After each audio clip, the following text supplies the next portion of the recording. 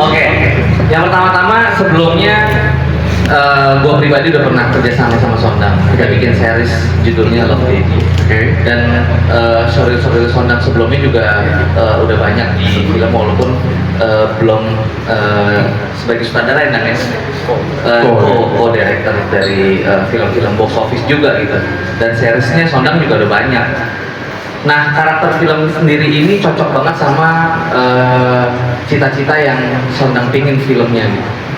Ya, pengen cerita banyak tapi gimana ya, nggak boleh kebanyakan di spill gitu. Yang intinya ini film dari treatmentnya kita memang udah kita pakai equipment yang luar biasa banyak di sini.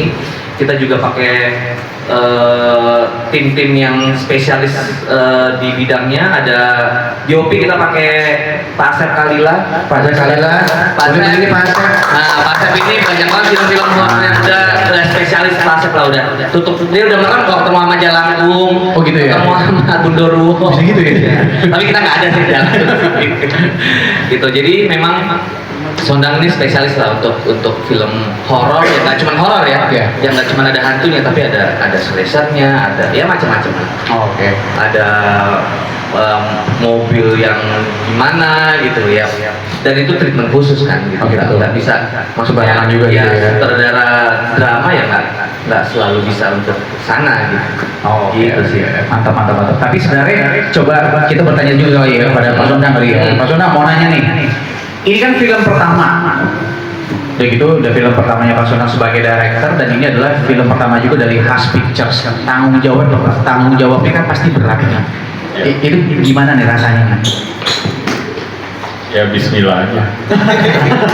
Sebenarnya memang benar tanggung jawab sangat besar sekali di film ini yang kita emban ya di sini ya. Jadi kita kalau bisa dan harus memberikan yang terbaik untuk film ini. Sebenarnya ini ide awal saya cuma ngobrol sama Reza, bukan bikin film tentang ini. Oh gitu. Tapi gue nggak mau yang horor yang kayak hantu-hantu yang lain. Jadi di sini ada multi genre, ada actionnya juga, ada slashernya juga, ada gore-nya juga. Jadi mudah-mudahan ini memberi warna baru biar film horor nggak sekedar menakut-nakuti, tapi juga ada pesan yang harus kita sampaikan di sini. Bukan bermaksud untuk menggurui, tapi kita sebagai manusia sifatnya harus untuk saling mengingatkan, apalagi untuk kebaikan. Kalau cerita dijelasin sama Sondang ya, saya kalau dari produksi dulu. Sebenarnya saya nggak bilang rumah produksi itu yang lainnya jelek ya, pengalaman. Saya juga bilang jelek. Iya, pengalaman memang.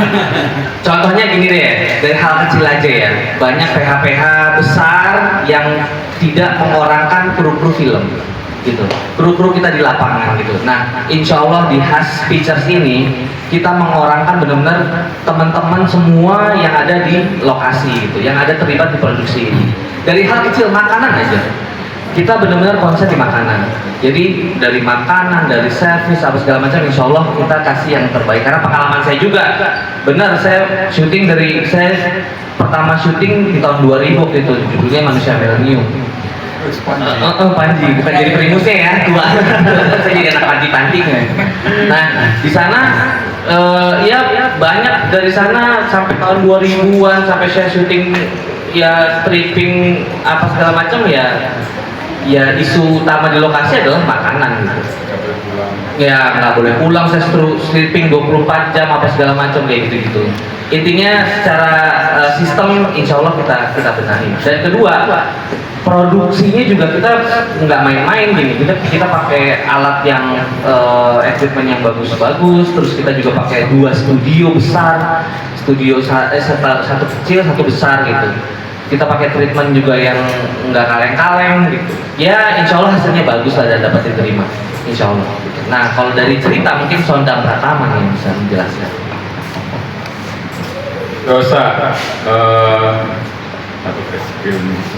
Dosa kita yang tadi seperti saya udah bilang di depan, setiap manusia kan pasti nggak luput dari dosa. Nah, apakah kita dapat pengampunan atau kita penebusan dari dosa-dosa yang kita udah perbuat, itu saya coba gambarkan di film ini. Jadi yang tadi saya bilang bahwa tugas kita sebagai manusia bukan memberi duit, tapi kalau misalnya kita bisa membantu atau membantu atau memberitahu orang lain untuk menuju kebaikan, kenapa enggak? Nah itu semua ada di dosa, dan tipe-tipe dosa juga ada di sini. Jadi misalnya si A berbuat dosa apa, nanti ada imbalan di situ. Nanti si B berbuat ini, ternyata dia bisa dapat pengampunan, karena kembali lagi Allah kan Maha Pengampun. Nah di sini juga tergambarkan juga di salah satu karakter, dan ada yang sebuah dosa yang tidak terampuni juga tergambarkan di sini semua. Segitu aja sih, takut ke enam project sebelumnya setelah ini, sebelum ini, Oke. ini yang paling beda dan ini paling gila menurut aku. Dan aku paling deg-degan nih. Segila apa emangnya? Segila itu. Segila ya. itu. Mau tahu segila apa sih ya nanti ya. Nanti pasti. Cuman ini emang benar-benar segila itu, kayak gue aja deg-degan banget ngambilnya, serius. Oh gitu. Sedeg-degan itu. Waduh. Sempat nggak mau kan tadinya kan? Sempat gak mau karena kayak aduh kayaknya gue nggak yakin gue bisa deh. Tim running gitu ya. Bukan masalah pribadi, bapak gue. Wah, ada urusan keluarga. Boleh terjadilah. Sikat. Sikat aja dulu. Sikat aja. Berani aja dulu. Oh, bener banget. Gak dimarahin kan Balik lagi urusannya keluarga itu dia. iya benar ya kan, ya udah nggak apa-apa. Tapi untuk tantangannya jujur sangat banyak di sini, dan aku malah suka tantangan. Jadi aku tuh malah nggak suka kalau misalnya aku dapat karakter yang flat aja. Terlalu biasa. Biasa. Dan tantangannya nggak Iya, ada. makanya akhirnya aku pun ngambil tuh karena aku happy sebenarnya. Happy dan deg-degan itu campur aduk. Karena si campur ya. Iya, pokoknya intinya ya nanti nonton aja lah, gimana bakal shock sih jujur. Oke. Seorang Ratu Sofia tiba-tiba ada di sini tuh kayak Gimana gitu ya? karena kan biasanya sebelumnya tuh kayak peran anak-anak yang baik, ya kan, tidak berdosa. Dosa kan judulnya tidak berdosa. Betul. Ya di sini kurang lebih berdosa banget sih. Udah tipis. Deg-deg udah pokoknya gitu deh. Betul banget. Terima kasih Ratu Sofia. Berikutnya mungkin Vino pengen coba tanya sama Irsya Dila sebagai Bima nih. Iya. Bro mau nanya nih. Ini di depan. Mohon maaf. Nyaut aja. Yang undang tuh siapa sih? Saya suruh duduk aja. Oh gitu. Minta nasi bok ya. Mau nanya sama Bima nih, karena kata ngomel mulu. Bima, mau nanya nih, karakternya Bima tuh seperti apa sih? Bima itu karakternya sebenarnya dia sangat-sangat soft from the inside. Oke. Dia penyayang, thoughtful orangnya, dan ibu apalagi sudah masa ini ada dia. Terus dia juga secara karir lumayan ambisius, tapi moral kompasnya juga masih baik. Cuma dia juga sering goyah aja sama perasaan yang dia punya terhadap orang-orang yang dia kasihi. Oh gitu. Berarti pembawaannya pasti berbeda dengan asli juga dong, atau gimana? Beda banget. Beda banget. Beda banget. Kacau. Oh kacau. Waduh, udah. Cukup tipis. Biar pada penasaran, biar pada nonton nanti seperti apa kurang lebih. Nah oke, terima kasih sebelumnya. Thank you bro, thank you. Nah mungkin pertanyaan di belakang kali kita coba kasih mic ke belakang, boleh apa tuh? Nah, ini kan kita mau nanya sedikit yang mungkin sama Dede nih ya. Gitu. Dek, pertanyaan buat lo adalah kenapa sih harga cabai keriting naik? Karena dari petani itu ini ada satu pakai mobil mbak, bukan lagi keramat Soalnya lo di sini berperan sebagai diri lo sendiri kayaknya. Betul. jaga warung. Jaga warung. Biasa kan jaga kebun. Oh, jaga kebun. Kita ke kebun. Nah, itu dia bener banget. Karena Jawa jaga warung. Iya, iya. Berarti perannya di sini nggak begitu susah ya? Nggak begitu susah. Cuman susahnya itu ngangkat muka saya pak, itu susah banget. Ini kemana mutihinnya? Mau usah diangkat, ikhlasin aja. Ini benar sih, Pak. Itu iya deh. Ini sama-sama alhamdulillah itu pak. Ibu yang berbeda ya karakternya daripada biasa berarti. Iya beda.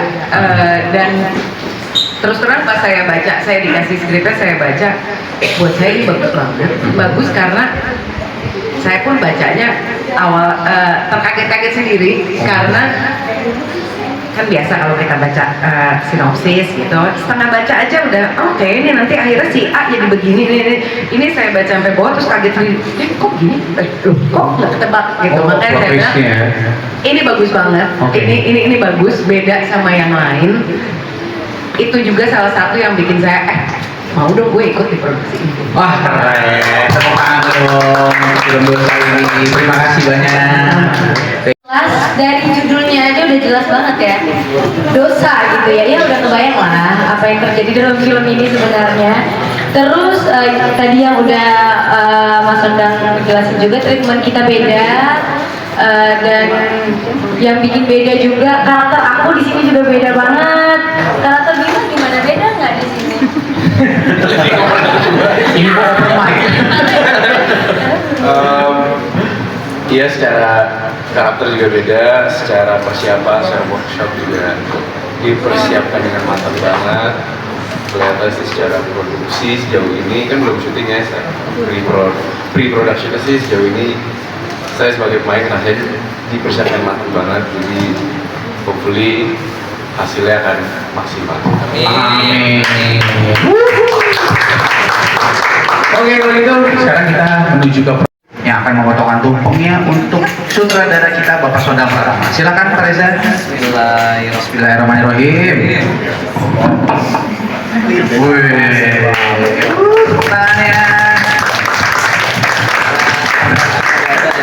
Saya kasih paham.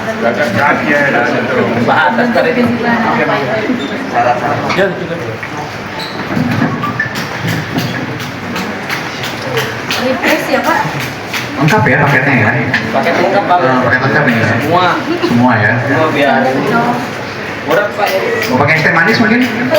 Oh enggak.